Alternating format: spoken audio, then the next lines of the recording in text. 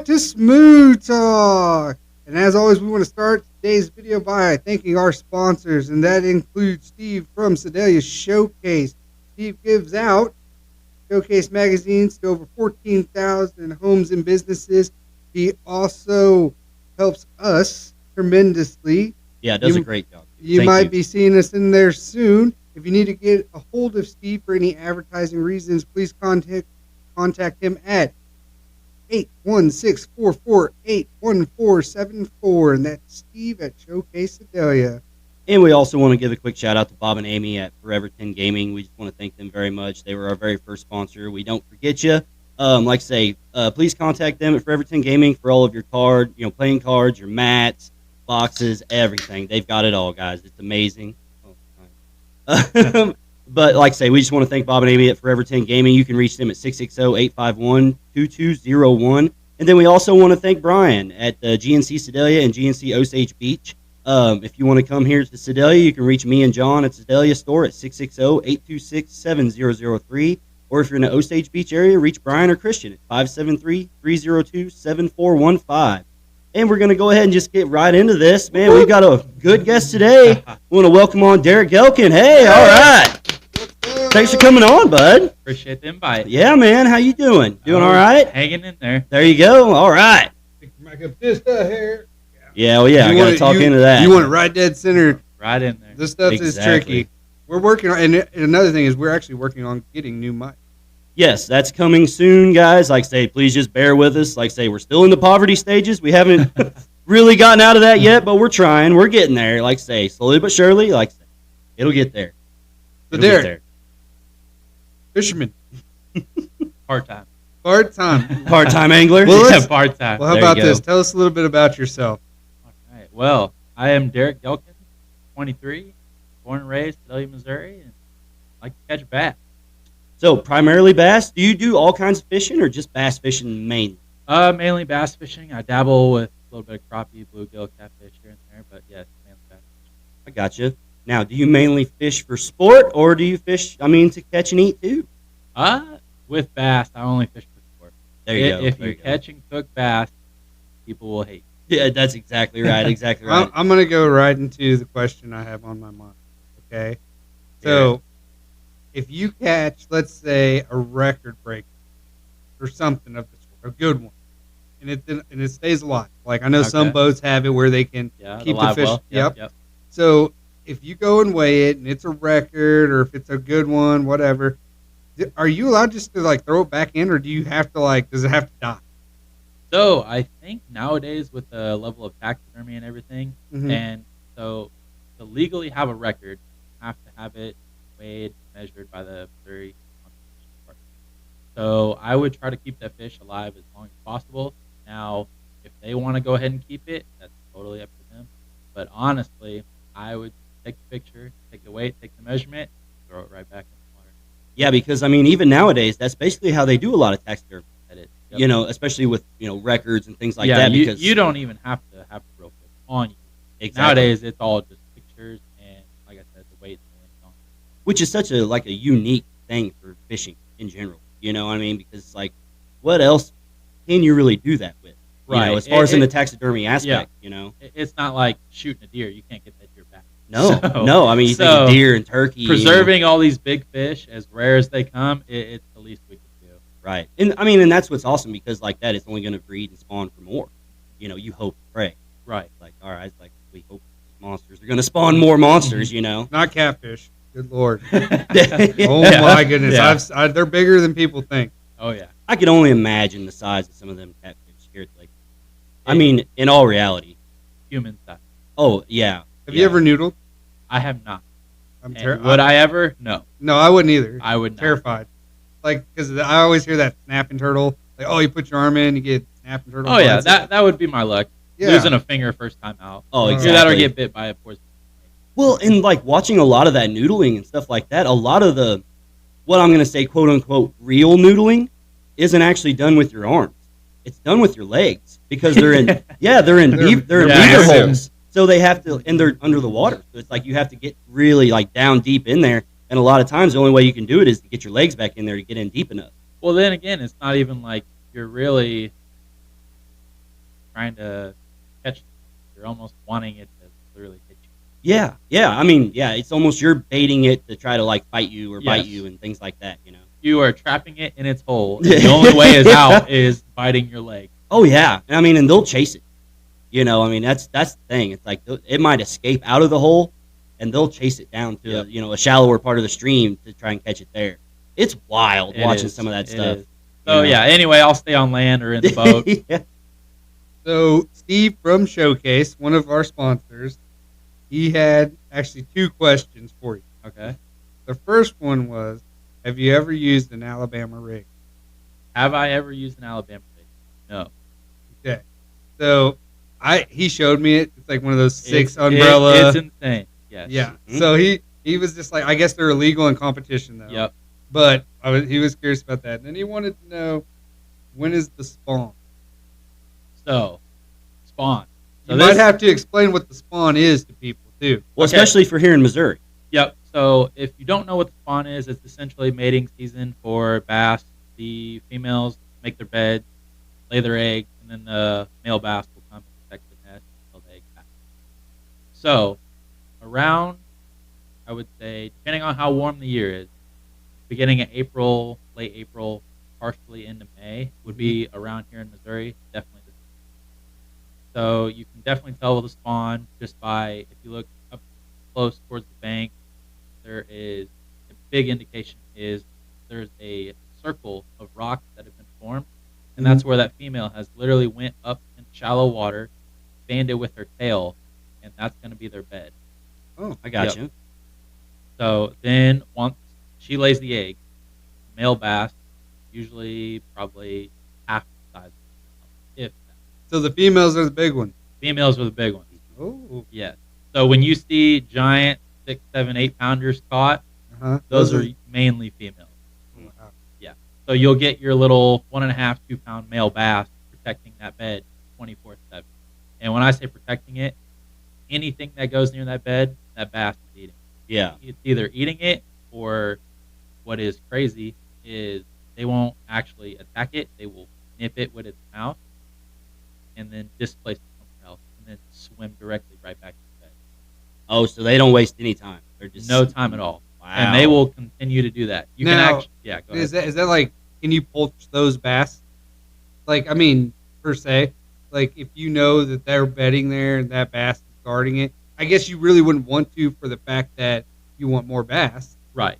So, but could you ideally do that? So actually, like in the tournament sense, if they're a bed fishing tournament and you want the bigger bass, most times they will go ahead and catch the male bass and keep them alive in the live well, so that female has to now react.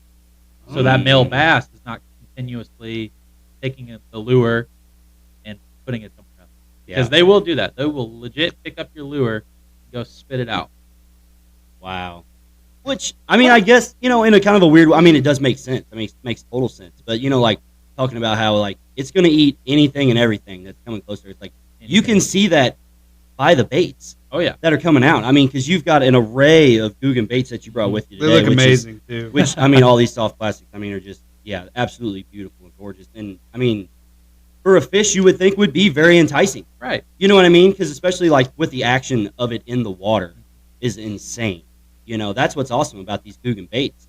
So, I mean, like, whenever, like, what really brought you to really getting into Gehlken? I mean, as far as, like, was it the action of, the plastics and things like that kind of caught your eye? Or was it just the brand in general? So actually, it didn't even have to do with the bait itself at all. So originally, the Gehlken squad was made up of a couple YouTubers that got rejected by big bait companies because they were YouTubers. Back in the day, it was only big league bass fishermen that are selling baits, putting their name on things, and that's what they sell. Well, 360, the world's changed. YouTube is the way to go. Yeah. And now that they're the number one selling bait in the world, Gehlken has made a name for themselves. So yeah, it was actually good for them. It was some silly little fishing YouTubers that got me to be so invested in the Gehlken. We know nothing about goofy small time YouTubers. At all. Exactly. Gotta start somewhere. Exactly. So which one, I mean, out of the original ones, which one was probably the first Gehlken that you remember watching on YouTube? So the first one I remember watching was John B. Okay, gotcha. And what is? How do you pronounce his last name? You know, Barzakani or Barzik? Still to this day, I don't even try. Okay, yeah. It's like just That's John why we B. just call him John, John B. Gotcha. Okay, and he was one of the original members, though. Yeah, He was definitely one of the first ones I started watching. Gotcha. So I mean, so you just kind of watched it from the beginning. You watched the brand grow from nothing. It wasn't even a brand when I started watching. Yeah, they were still like with Mystery Taco Box, Lucky Taco Box. So they were promoting other brands, and they got rejected by literally everybody. So they their own. I'll say your hat is really dope, and I know that's a Gehlken Bates hat, but Oh yeah, the one you brought me, you know what? I'm not trading it. I love it. we'll have to get them to make some Gehlken spot. Oh, There you for go. sure. I'm sure it's coming. I mean, just like It everything has else. to be, right? I mean, and that's what's kind of cool about like that Gehlken brand. I mean, just doing a little bit of the research and stuff that I did. It's basically, I guess the six founders, whenever they kind of were deciding to do this, they each made a soft plastic. Like they designed it and did the colors and the names and stuff like that. And that's kind of what kickstarted their whole thing. And that's kind of like they're still doing that with the baits that they create. They are definitely made and produced by them, by what they like, what they would use, what they think they would work. Mm-hmm. So it's not just molds that they bought and sold. Right. Like they have input, they have say, they have, yes, that's going to be on the shelf. Mm-hmm. When it comes to fishing, so where did this journey start? Was it going out one day, first time fishing, and you're hooked, or is it tried it a little bit? Yeah, literally.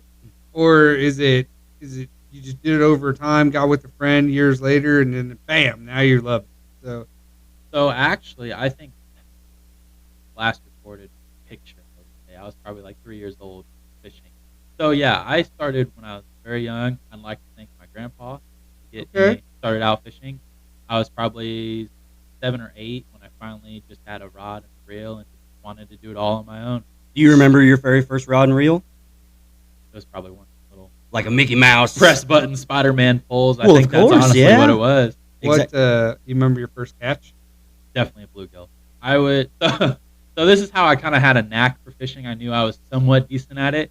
So my grandpa used to get so pissed off at me because I couldn't take off my fish yet. But I would catch so many, he didn't even have time to fish himself because he was too busy taking mine off.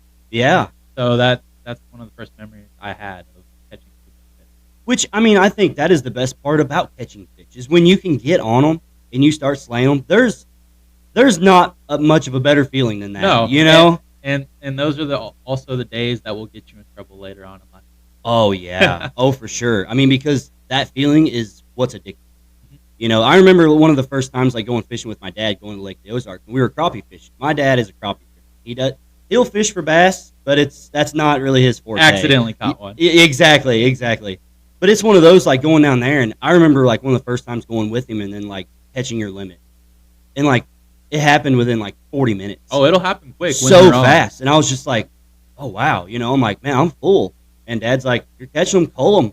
He's like, save the big ones, put the small ones back, and I was like, that was my first introduction to being like, what do you mean? Like, what is pull? What are you talking about? You know, and then like once you start kind of watching like tournament fishing and things like that, like it makes a lot of sense, kind of like what you was talking about, especially like with betting tournaments, things like that. Getting a lot of the males kind of out of the way. It's like, well, yeah, go put them in the live well, get them out of the way, get the big female, pull it out. Well, it's almost crazy to think that us humans take these little plastic or hard plastic, whatever, and make a real animal want to bite. Yeah, like it's something that's just not created equal in like sports. You're literally trying to make a living or whatever based on an animal's reaction to the plastic. Right. And it's amazing the kind of finesse you have to really make them work correct. Oh yeah, you know, sure. I mean, it's one of those where it's like, I mean, I don't want to give the wrong impression. Like anybody can fish. Like everybody should go fish. It's a fun thing to do, you know. But it is one of those where it's like, man, when you see the elites out there, really, there's a huge line that separates being good at fishing and an elite fisher. Exactly. I mean, and it's absolutely insane. Like watching like how they'll portray some of these baits, like like showing it how they're utilizing it in the water, and you're like, I wouldn't have even thought to, like it's all just tied to a piece of line and a stick. Right. And just the way you can mimic and create different ways to swim a soft plastic or move one, it's just insane. And I think like you get used to the environment.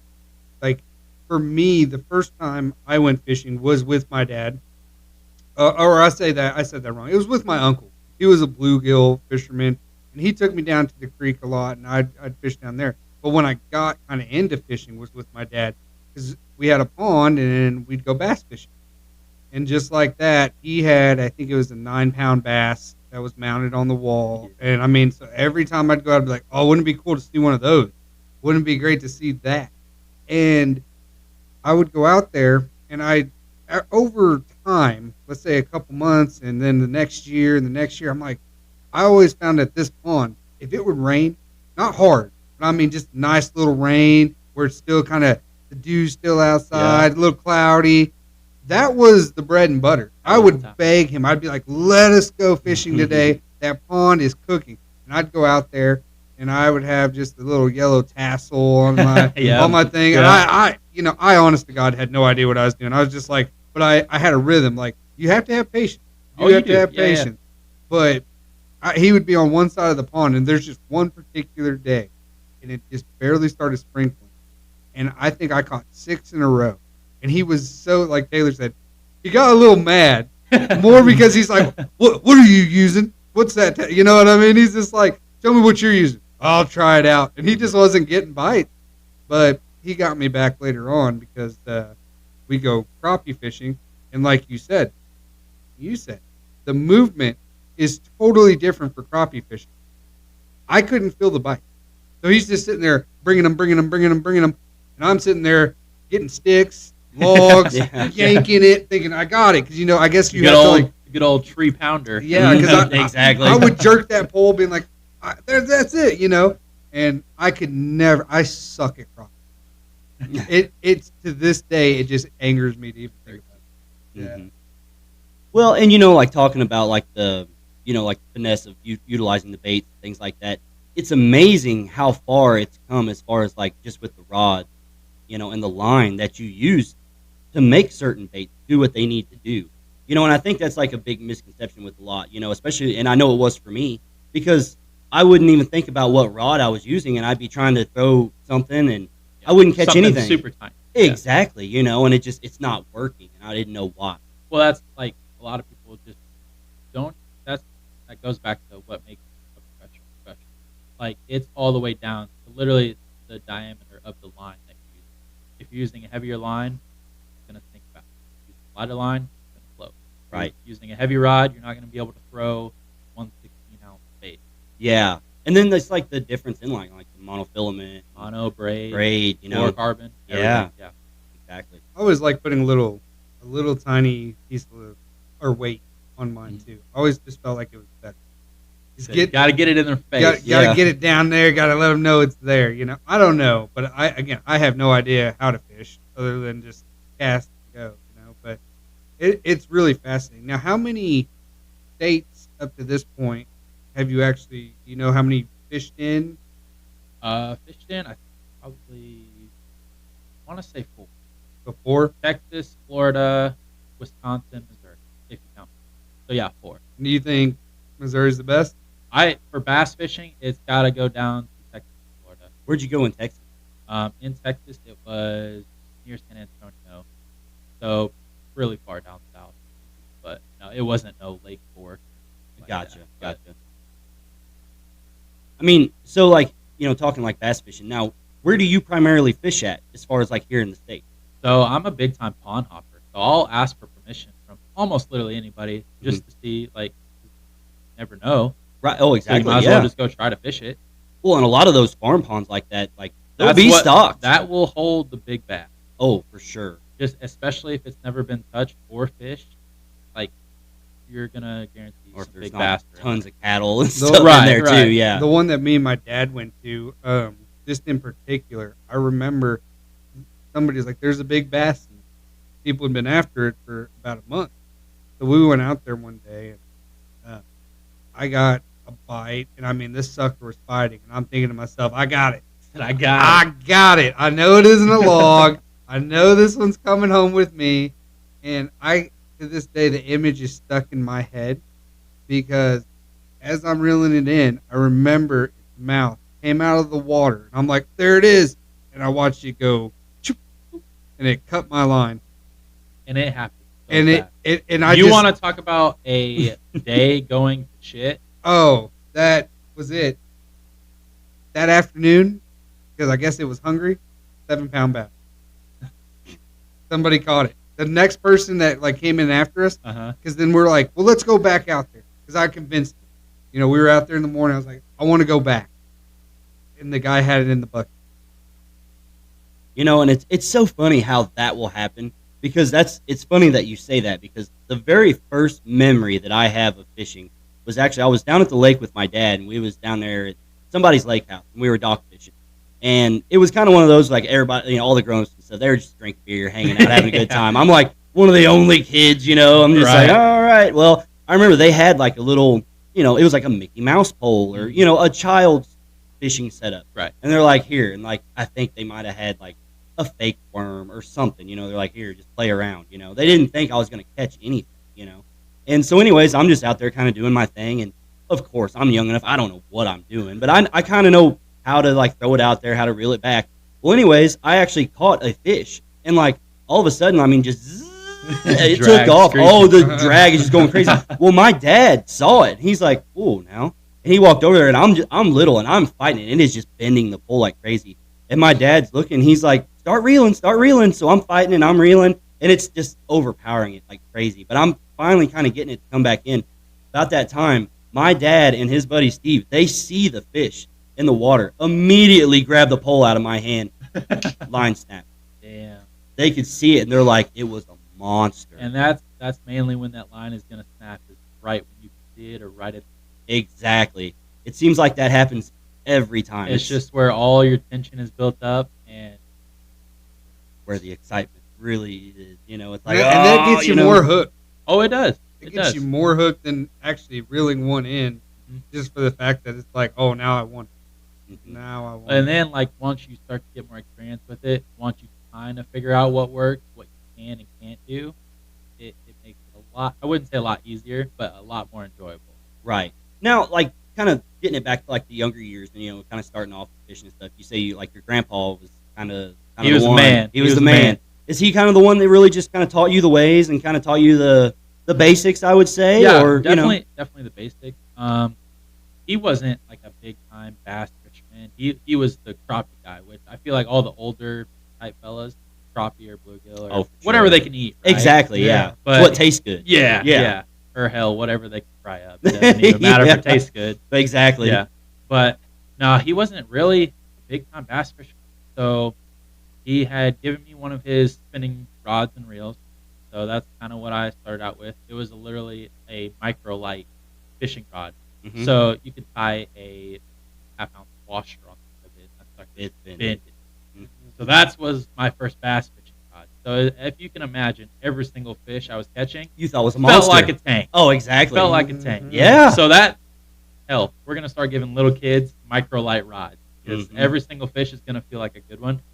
But which makes so much sense. Right. In a marketing standpoint, makes so much sense. Because I mean, even for crappie today, I still use the micro. You know, because I like it's like talking to, you know, like you were saying, like I couldn't feel the bite.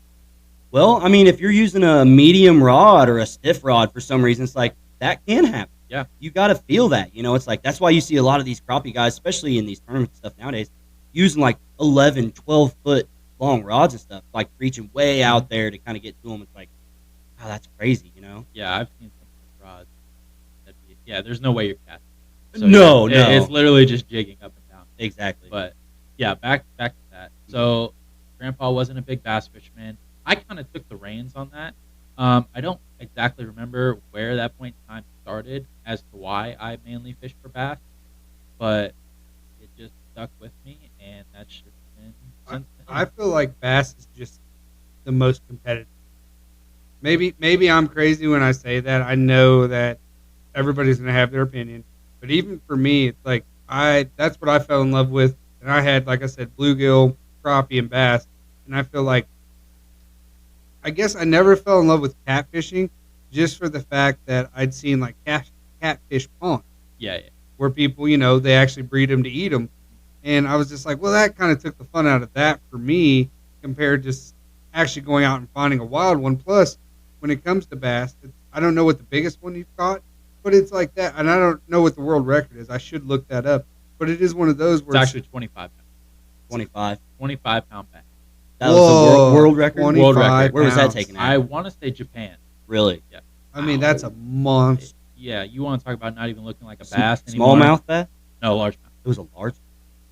Because, see, there's some lake down there in Texas that's known for their smallmouth that are just monsters, like 12-pounders and things like that. I can't remember the name of that lake. It's a clear water reservoir. I know what you know what I'm talking about. Yeah, because it's got largemouth and smallmouth, but it's smallmouth bass that just are monsters. What's the biggest you have caught?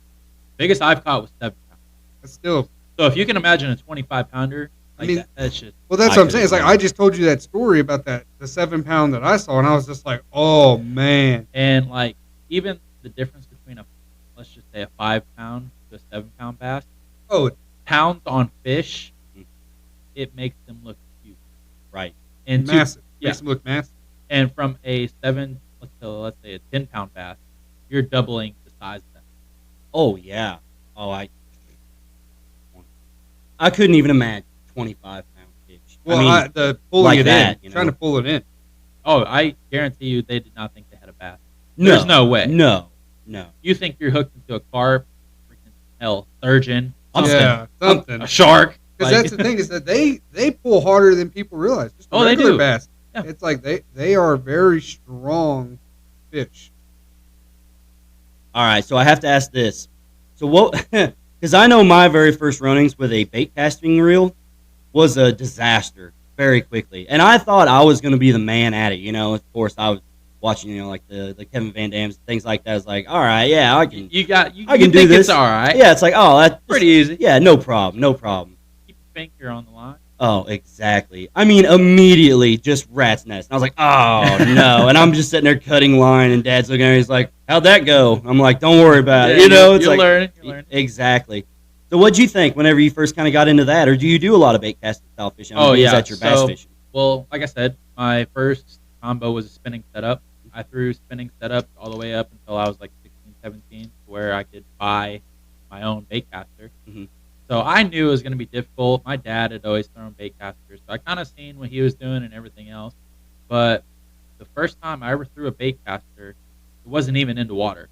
I made sure to practice in my backyard casting, and in different scenarios, flipping, pitching, doing whatever.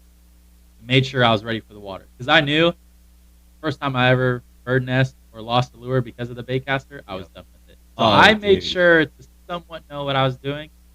Now, the first time you cast into the wind and you don't realize what you're doing, exactly, then you're like, what the hell? That's when you start realizing, like, oh, the settings on this reel is for a reason. Yeah. Accidentally not setting your brake.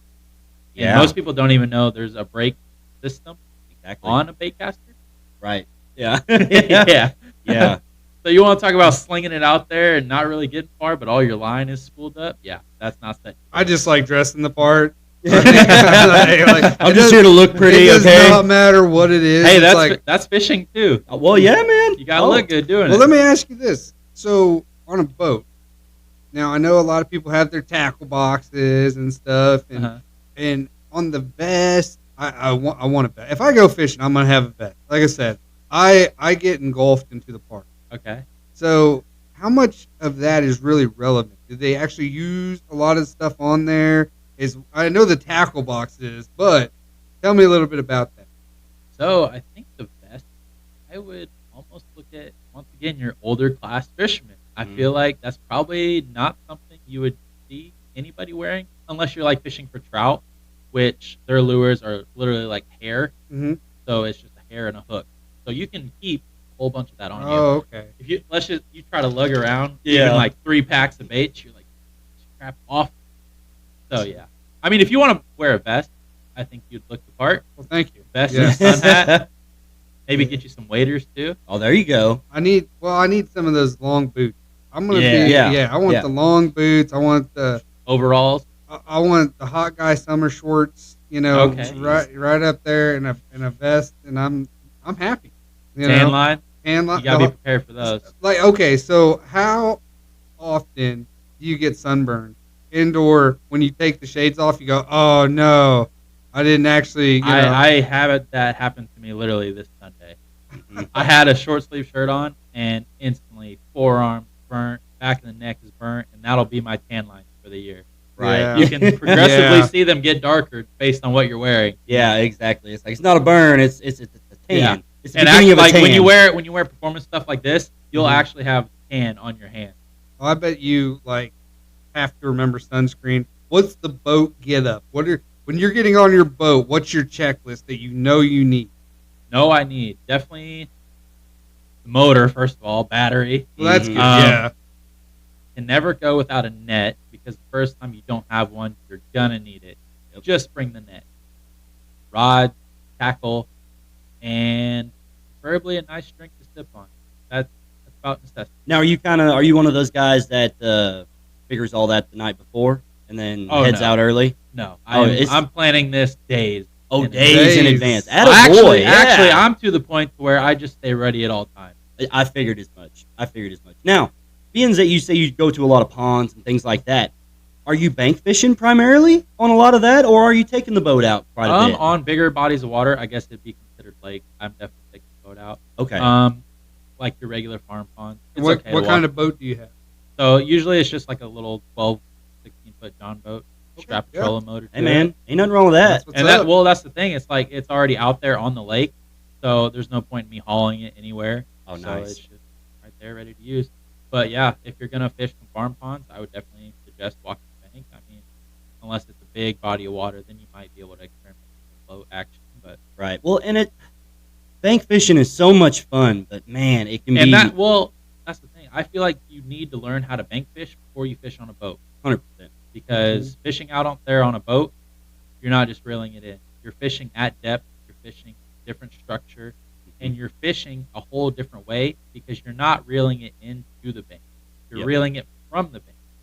So that's going to give the bass a different look or whatever you're fishing.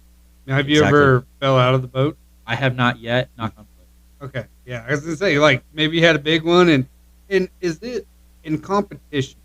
So let's say me and Taylor are out there. I got a big one on the line. I'm reeling her in. We can see it. Can he net it? Yeah. That's legal. Well, actually, That- it depends I- because your major league fishing, they can't use that, No. Oh, they can't. and it's only one dude.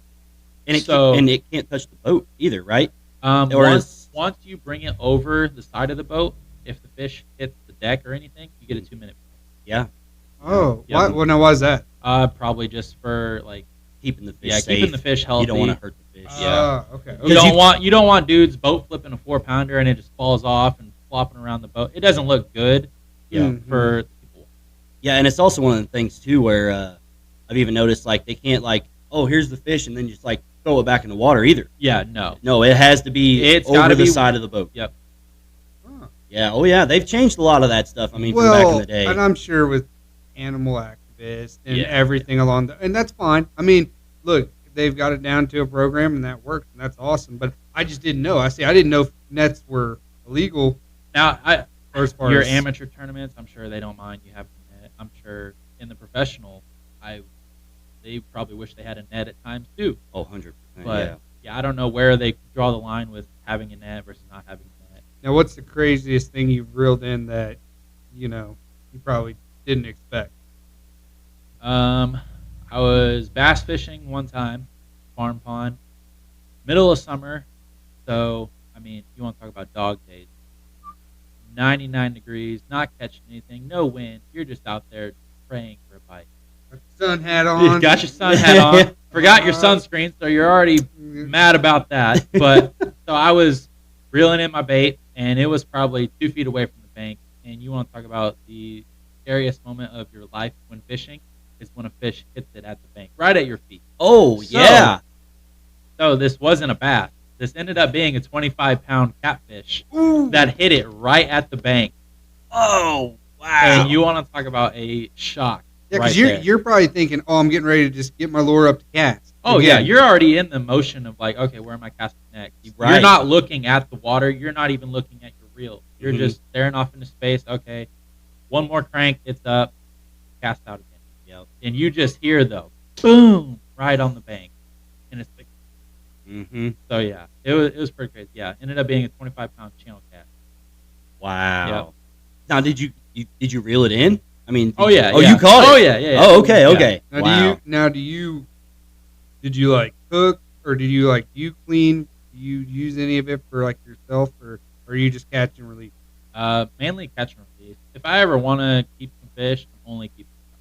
Right. And that's because they do reproduce fast. Now, do you know how to clean fish and everything yourself? Yeah. I mean, I figured as much, but I watch. Hey, some people never even get into that. Yeah. Which I don't. Sometimes I don't blame them because it's not worth all the effort that they put into it. My dad was like that. My dad, I'd watch him do it. And one thing, let's just say those knives are art. They gotta be. People gotta understand that stuff is be careful with fillet knives. Yeah. But it's impressive, and I mean, just watching him do that, it's like it's a lost art even today for a lot of people. Nowadays, it's like they got these electric things that cut in 2 seconds. I could not trust myself with an electric fillet. First of all, you're missing half the fillet, or at least I am, or you're literally demolishing. I stick to the hand. Yeah, and I think honestly, it's like you're gonna get more meat that way, regardless. I feel because you feel more like a man doing it. 100%. Now, like talking as far as like pond fishing and things like taking out the John boat, stuff like that.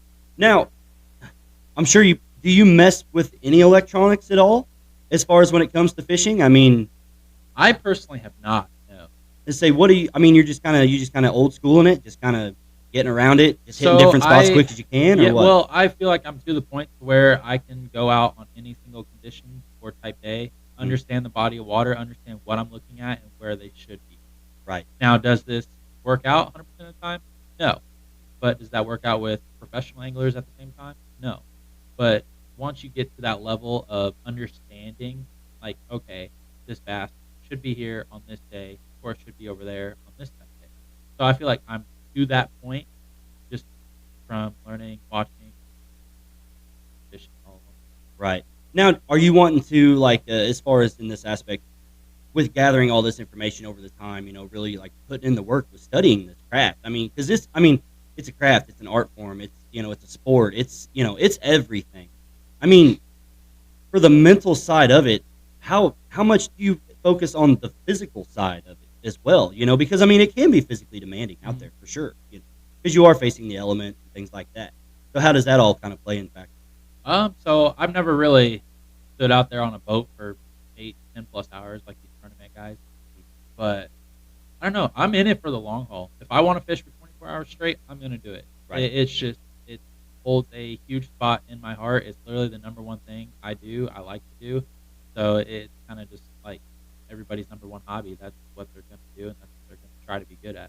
So maybe I'm a sucker for punishment, but I always felt like when I would go to like one of those like farm ponds or something like that, every one of them has a tree in it. There might not be there might not be a tree around it, but somehow there is a tree in it. And I always felt like if you could just be 2 foot off that tree, you got the best fish. Oh yeah. But for me, I'd always be 2 foot into the tree. Never could, but if I ever found a rhythm, I'd always feel like those were good spots. And some days they really were. And they are, like you said, if you don't see anything around there that could be like structure type, whatever is in the water, that's definitely where they're going to be. So if you have a farm pond, all rock or mud, and there's one single cedar tree, you best believe a lot of fish will be around that structure. It's like an aquarium. I mean, I guess that would be my thought process. Is like we joke about it, but it's like we give fish an environment, and they thrive in it. If you put a ship in there, somehow, well, they get in there. Yeah, they're going to be around it. And so that's kind of was my logic. Well, if there's a tree in the water, surely they're just playing around. So, like, with figuring all that out, and especially like looking at these baits and stuff, speaking of structures and things like that, are you prepping? I mean, are you like almost tournament prepping your bag every time you're going fishing? I mean, with how you're kind of with your whole setup? So it's definitely gonna depend on like what time of year it is. So I'll have a different setup for January, February, March than April, May, June. Really? Just because it's gonna change that much. Oh yeah. Oh, of course. And so like water temp, water clarity, I like to stay prepared for almost everything, but then again, you literally have to bring so much. So sometimes you're just kind of getting lucky on what's fighting or what may work. But yeah, I like to stay months in advance, like ready for what is to come or what could possibly change. Because just because it is April does not mean what you threw in March isn't going to work. Right. Say we had a colder start of April, they could still be biting, let's just say a square-bill crankbait, because that's what they're going to be biting on in February. They still could be biting that. Right. Also, they could just not bite that at all. So you may have to switch to one of the soft plastics or something more finesse, not as loud in the water, not as clunky. So it's kind of just like staying ready, and like I said, going back to kind of knowing what you should expect while going fishing. So yeah, I just like to stay ready. Yeah. Well, and it's the best way to be. I mean, especially because like that, conditions can change as well. You know what I mean? It's like regardless of kind of what you might think And be happening. it could change that day. Exactly. Like That's what I mean. Like yeah. right now, you could get these mornings where it is 40 degrees, but in the afternoon it turns into 70, 72. Like they're gonna be chasing that warmer water. They're gonna be pushed up towards the bank, feeding. So yeah, you just got to be ready. Have you ever considered? Now I know there's so many different lanes in fishing, but just being involved in the sport, have you ever considered maybe doing a little ice fishing or something like that?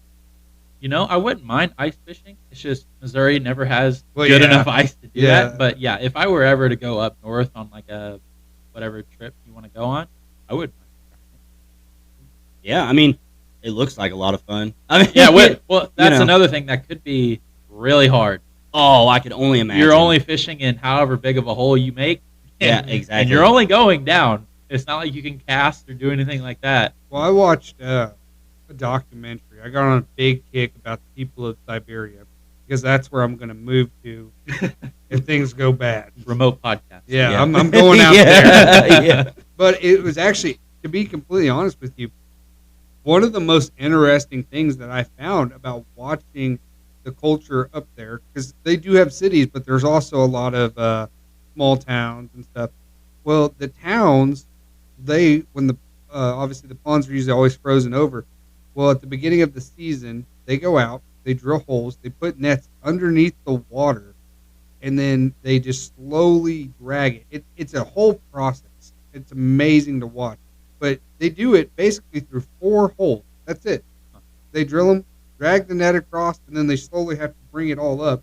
They get all 4 corners to one section, and then they can't just pick it up because there's so many fish in that net that they have to like slowly bring it out of the water, and then the neighborhood splits the fish. So that's like what they're living on. That's what they live on. Like, yeah. they will. It is so cold that as soon as they pull the fish out of the water, it dies. It flash freezes the fish, so it's Really? dead instantly.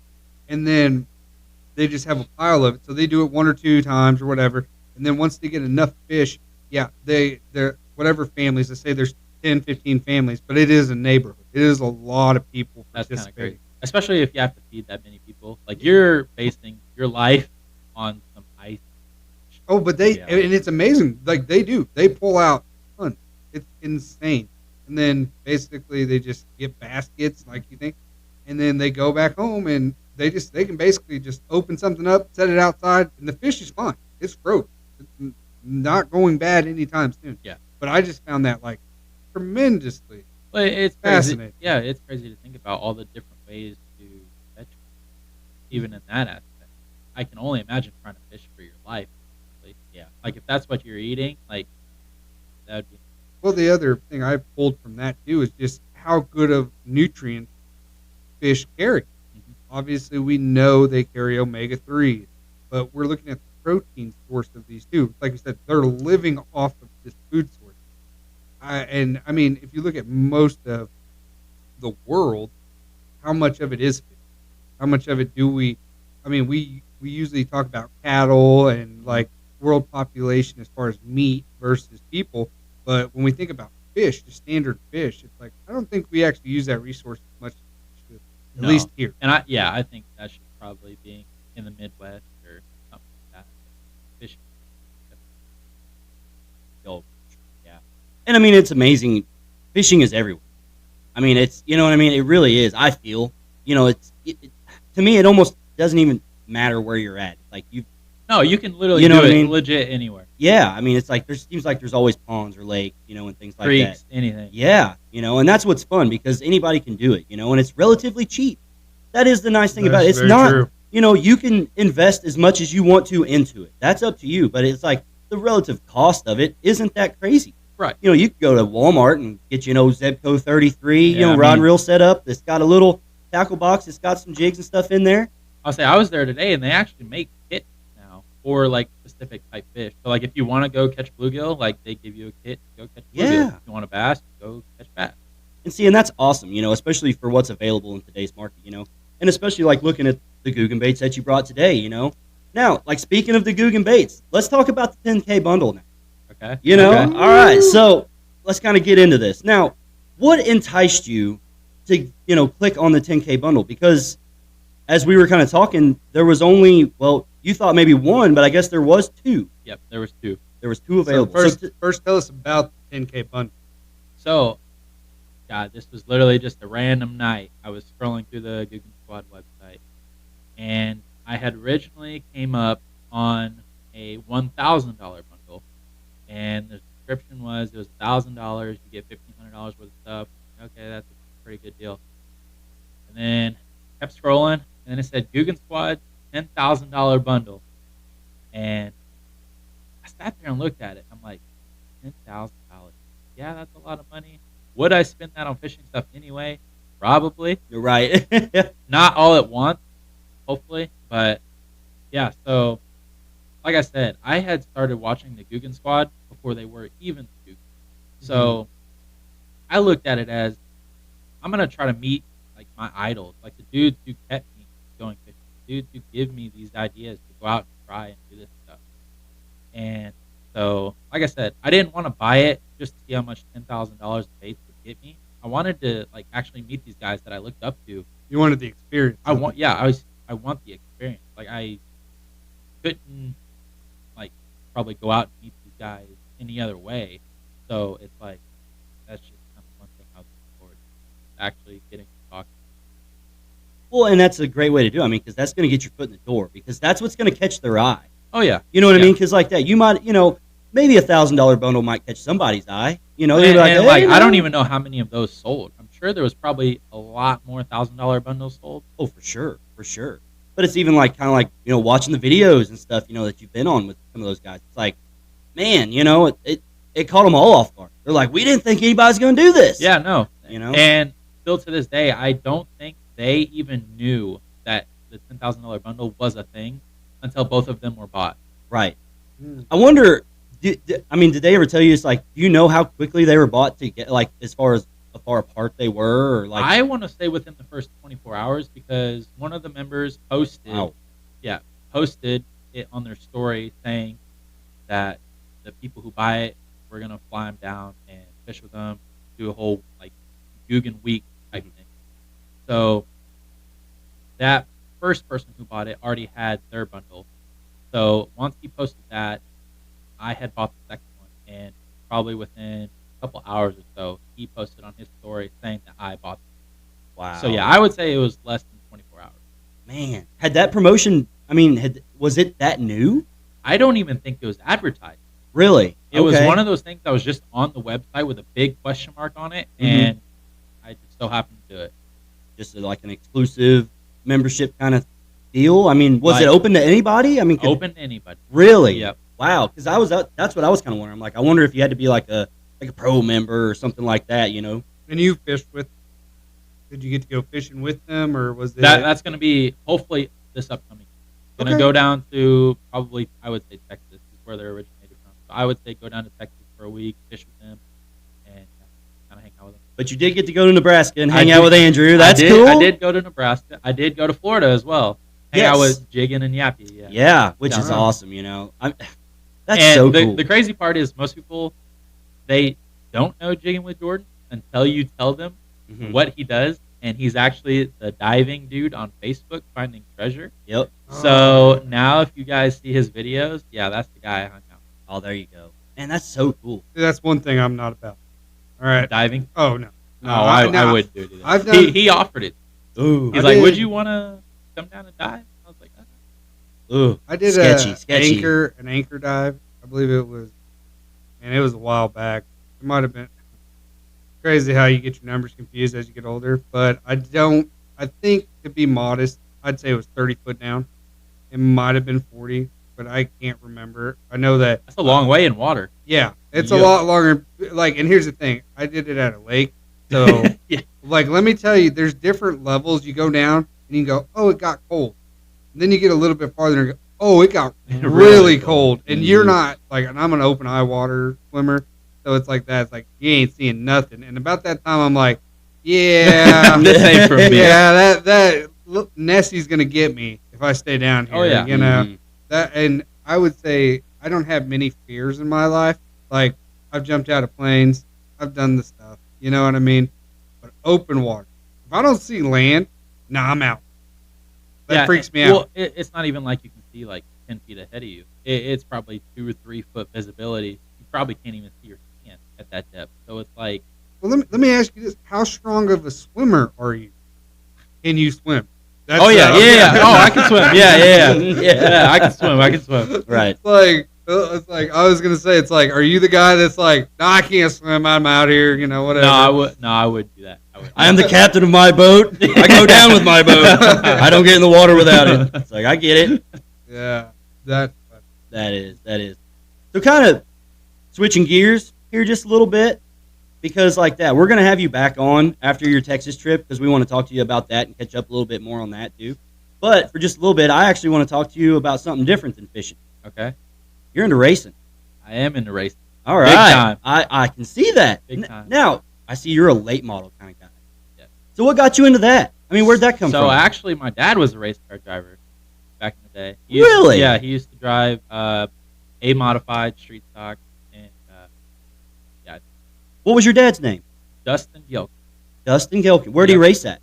Usually at Central Missouri Speedway, which is Warrensburg. Okay. Usually in Urbana and Wheatland. Wow. Yep. So you kind of grew up around it then a little bit. Yeah. I think I was at my first race when I was a week old. So really? It's been ever since I was. So have you ever wanted to get into something like that? I begged my parents, literally growing up, to put me in a race car, and they would never do it. Just would never do it. Never. You ever thought about it now in your older years? Oh yeah, I got me a little iRacing set up. But there you go. God, nowadays everything is so expensive. Getting into racing, you're not getting into racing to make money. Right. Oh no. Oh you no. Can't. No. You not cannot. at all. Not at all. No matter what class you're racing. Right. So I mean, especially like for me, because I grew up around racing and stuff too. You know, being around Tipton. You know, sprint cars was the thing. That's always kind of been my thing. I've always loved dirt racing for one, but it's sprint cars for me. But a close second has always been late model. It's funny to see the divide in people too. Right. You're either a late model fan or you're a sprint car fan. It is a weird divide and that way. We all look at each other differently. That is very true. It is very true, and it's so funny because like every now and then, like my dad, because like we're such sprint car guys, you know, it's like every now and then, like I'll go to his house and like say we'll be going out, and he'll look and he's like, "You're wearing a Shannon Babb shirt," right? I'm like, yeah, man, you know, and he's like, "Where the hell did you get that late model shirt?" Get I'm that like, "Don't worry about wheel it." crap off. Oh, exactly, taxi cabs, you know. Yeah. It's like I get it, but that was always kind of the funny thing because, you know, especially when I was little, being around all the sprint car guys, it was. I mean, man, them things. I mean, nobody really cared as far as in the sprint car world. Like, oh, it's not open wheel. We don't care. Right. And like even like modified, having the front wheels open, it still didn't matter. Yeah, it did not matter. It did not matter. Nope. I mean, it's kind of how people, you know, perceived it in a sense. But I was always a little bit different because I was always like, you know, like some of them A mods really get with. I mean, the B mods, like they'll put on great racing, you know. And it's like I've went to not Peevely, but Wheatland, you know, like watch the stocks and stuff like that. And it's like it's awesome racing. It's like it's still a good time. Well, like with the money spent nowadays, all these cars are $60,000 to $100,000 each. Oh yeah. So like they're gonna put on some good shows at no matter what class. But yeah, I've always kind of stuck to late models and been like that that way. Now, are you a NASCAR fan too? I was kind of big into NASCAR as a kid, just because I had all the NASCARs and like knew the drivers' names. But nowadays, and actually NASCAR's coming to dirt. So you see that little transition they got. Well, I mean, I'm sure you've seen Jonathan Davenport. Yeah, that's right. Oh yeah, Superman. Oh yeah. Who was your favorite racer growing up? NASCAR wise? Yeah, NASCAR. Jimmy Johnson. Atta boy. Yep. Atta boy. I'm a Gordon fan. That's my dad's. Hey, we're always Hendrick Motorsports fans. Oh, exactly. It's HMS out here. That's now, right. Did they do that Indy race in Las Vegas yet? Did that pass already? Oh, I mean, it will. The Formula One. It's Formula One. Oh, Formula One. Yeah. Yeah. No, they'll race in Vegas. Have you seen that? Yeah, I've never been into big. Well, I don't know a lot of. To be blunt, I don't know a lot about racing myself. Go fast. Yeah. You turn right to go left. That's right. All right. Yeah, that I know on dirt. That being said, too, though, it's like I know that they said they're bringing that Formula One to Las Vegas, and it's on the street. They're closing down. They had. Well, I think they planned a NASCAR race in Chicago. Yeah, Chicago. They're doing that for NASCAR. Mm-hmm. See, that's what I want to see. Yeah, they're That's like some real street racing style stuff, and I think that to bring a sport like that alive, I think in today's world, sadly, we're not as patient as we used to be. We want a little bit more action. So I think doing a little street race and everything like that, it brings it alive. You're going to be up in your house, and I'm sure not everybody's thrilled about it. But watching this race, just like, oh my God, look how fast they're going. Well, go ahead. Well, what I was going to say on that point, it's like, well, that's the other divide. Me as a dirt track guy, it's like, I don't necessarily need to see NASCAR on the street. No, for me, I mean, here's the thing: it's like they were just at COTA, on that road course. Mm-hmm. See, I've never been a big road course guy, but I mean, if you're going to bring it to the streets of a major city, I mean, that's a different turn. It's a different thing, I mean, because that's kind of like how NASCAR was in a sense, especially like down at Daytona when they were beach racing. Mm-hmm. It's like, well, they still raced on a road too. Well, I'm sure half of it was beach, half of it was road. You're going to probably need a different turning system depending on how tight, and then tires are probably a different ballgame too, because who knows what hits are going to be like on a street. It's like, imagine trying to just drive around Sedalia and then be like, your pit stop's literally the Walmart parking lot. Yeah, you're going You know fast. what I mean? It's like, that would be insane. It's like, so that's one thing I don't really understand how they're going to do it yet, is where they're going to pit, how they're going to do this stuff. But that's why I'm so excited for it. I want to see the innovation. Yeah, it is. Well, that's why I think NASCAR is having a big dirt presence, is because you see these guys that they're the elite drivers. So challenging them with the elite dirt drivers, you really see who is a driver versus a NASCAR versus dirt. Exactly. Because you see it, especially with Kyle Larson, Chris Bell, guys like that are dirt guys. Well, Stewart. I mean, Tony Stewart is a dirt track racer. I mean, it's one of those where that is what's really neat about that, because that's even like a nice introduction, especially in the sprint car world, even to late model, was through Kyle Larson. Yep. You know what I mean? It's like, because he races everything and he wins it everything. That's what's insane. Put him about, in anything, he's gonna win. It's like, it's crazy how awesomely talented he is.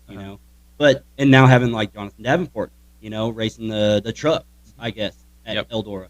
Like, or it should be. Is it Bristol or Bristol? Yeah. That's right. Right. Is he racing at Eldora too, though?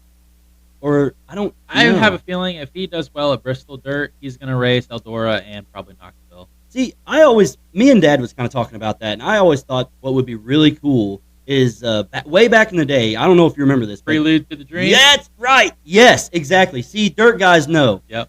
Bring these NASCAR guys in. Give them a late model. Give them a late model. How they do? Yeah, because and they all said that. They're like, these cars just don't work on dirt. They're like, we have windshields. They don't work like they're supposed to. No, and they're like, it's kind of a cluster. But it's like, like the biggest thing that blew my mind learning about sprint cars. Because he was playing his game. Now, I'd been around sprint cars, double X and all that, and he's playing his game, and I just see mud hitting the screen, and I'm just like, what is this? Why the fuck are you it's blinding you? Yeah. And then I just watch it peel off. Tear off. Yeah. I didn't know they have tear offs in those vehicles on the helmets that rip off because they get so much mud. And what's even worse is when you accidentally rip them all off at once, and you're doing this move, trying to wipe mud off your map. You'll see it happen every now and then, man. Somebody will do that. Yep. I'm sure they have well, I know sprint cars are different. Because I was going to say, well, if you pit, you can always change helmets. But no, there ain't no pitting. There's no pitting. If you pitting. pit, you're going to the back. That's exactly right. Well, by golly, that's an hour, folks. Man, that went by way too fast. Goes by quick. Yeah. It goes by way too quick. Well, Derek, thank you for coming on, man, dude. This was a great time. It, yeah. Oh, dude, yeah, anytime. And actually, what I want to do is want to bring the people into this. All right, yeah. Yeah, let's hear it. I want in the comments to go ahead and comment. Let's just say your favorite type of fish to fish. There you go. And I want you guys to fish, or sorry, not fish. I want you guys to pick a comment, and I want you to give all this stuff away. Okay. Awesome. Yeah. So what we're going to do is, I want you to repeat it. We're going to make a short. We'll do it there. If you comment your... Let's just say favorite type of fish to fish. Favorite type of fish to fish for. Giveaway. Gehlken bait. Gehlken baits. Yeah, and there is a pile There's of a them lot. here, guys. It is an array of everything. Yeah, I'd probably say at least like $60 worth of stuff. Oh, at least. Straight at giveaway. Least, yeah. Comment your favorite fish. Derek here is donating this for giveaway. $60 worth of baits. Let's get after it. Yeah. Leave us a comment. Leave a comment. Let us know. Share a fishing story. Yeah. We want to hear it all. That's what's great about this. Like I say, it's just people coming together with other people, talking fishing and racing. Man, it's been a blast. Yeah, don't forget to invite me to your pond. There you go. That's right. That's right. We all need new fishing spots. We all do. I will not tell anybody where it's at. Exactly. Exactly. So last shout out, we want to thank Gehlken just for sponsoring Derek and being awesome. And yeah. And then we also want to thank our sponsors, which is GNC Sedalia with Brian. We want to thank Forever 10, Bob and Amy. And we want to thank Sedalia Showcase. Thank you, Steve. Thank you, Steve. We're going to end this episode like we always do. We're going to point at the camera. Thank you, everybody. Please like and subscribe. Let's go. Thank you, guys. Who are you?